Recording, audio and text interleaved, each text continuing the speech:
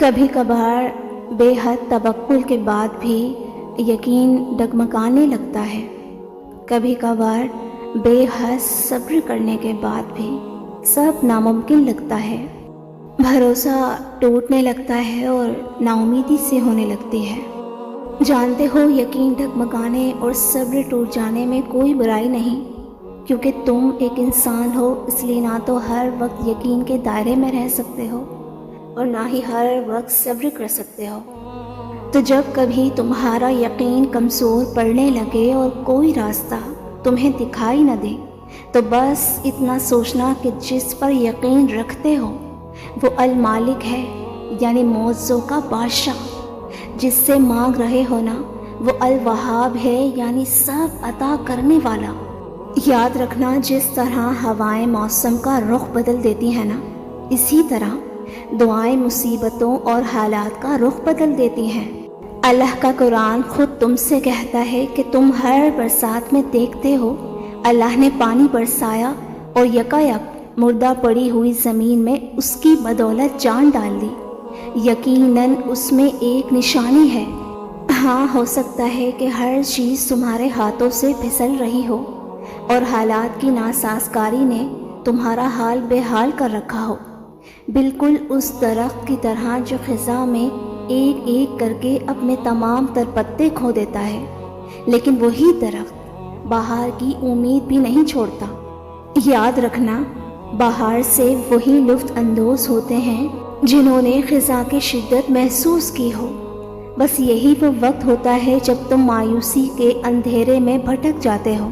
یہی وہ وقت ہوتا ہے جب تمہاری امیدیں ٹوٹ جاتی ہیں اور تم بہت کمزور پڑنے لگتے ہو۔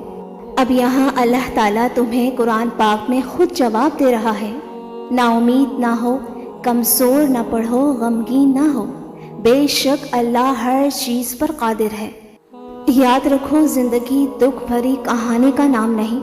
اگر آج وقت آپ کو فیور نہیں کر رہا تو یقین جانو وہ خوشیوں کا بہترین وقت بھی آئے گا کہ جس کا تمہیں زندگی میں امکان بھی نظر نہیں آتا تھا، اور تم اس وقت اپنے ان دکھوں کو بھول چکے ہوگے۔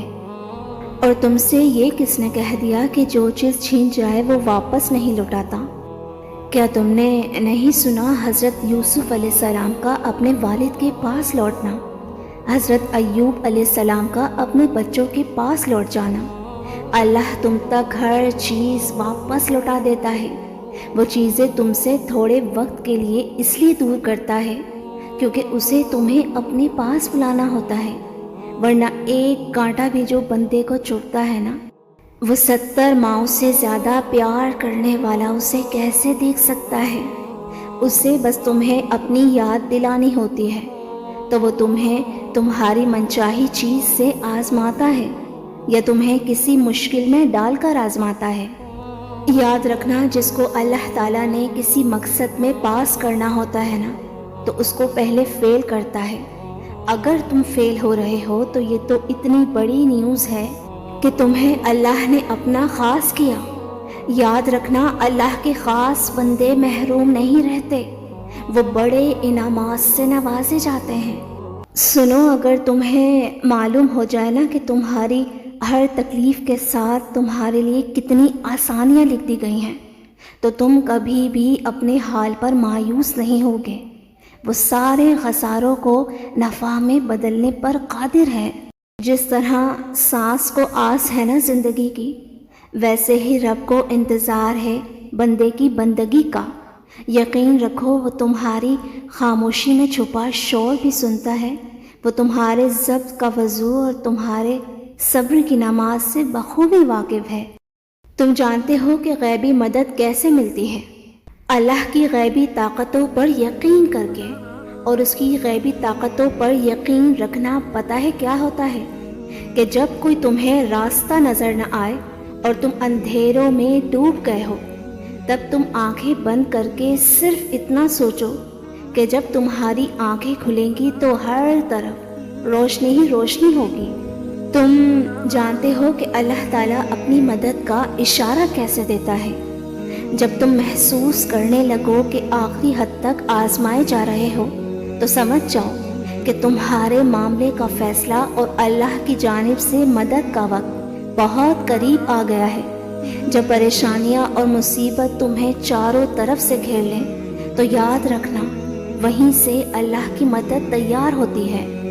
قرآن کہتا ہے کیا تم نہیں جانتے آسمانوں اور زمین کی بادشاہت اللہ ہی کے لیے ہے اور اللہ کے سوا تمہارا نہ کوئی دوست ہے اور نہ کوئی مددگار۔